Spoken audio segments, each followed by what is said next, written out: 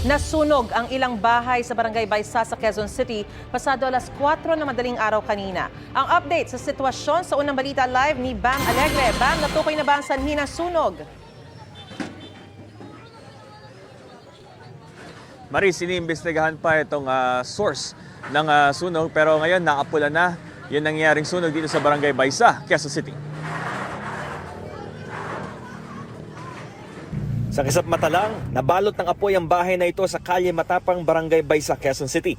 Ito ang sunog na nangyari pasado alas 4 ng madaling araw at umabot hanggang unang alarma. Siyam na fire truck ang rumesponde rito. Emosyonal ang residenteng si Marlene Apuad dahil wala silang naisalba sa lahat ng mga napundar. Paglabas ko lang po may apoy na, sunog na po yung isang bahay, malaki na po yung apoy. Tapos nailabas naman lahat ng... Wala po kami nasalbang gamit. Ayon sa Bureau of Fire Protection, isang 2-story residential property at isang makeshift na bahay ang naapektuhan ng apoy. Walang naitalang nasawi o sugatan. Pasado alas 4:30 ng madaling araw, tuluyan na naapula ang apoy.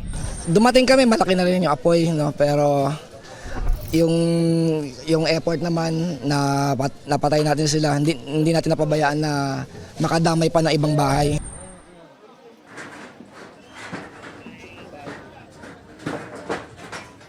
Marisa, ngayon yung mga nasunugan ay sinisinsin yung kanilang mga gamit kung ano pa yung maaaring pakinabangan tulad ng yero na ito sa ating likuran. At kabilang din sa iniimbestigahan yung halaga ng pinsala. Ito ang unang balita mula rito sa Quezon City, Bam Alegre para sa GMA Integrated News.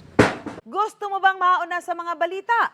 Mag-subscribe na sa GMA Integrated News sa YouTube at tumutok sa unang balita.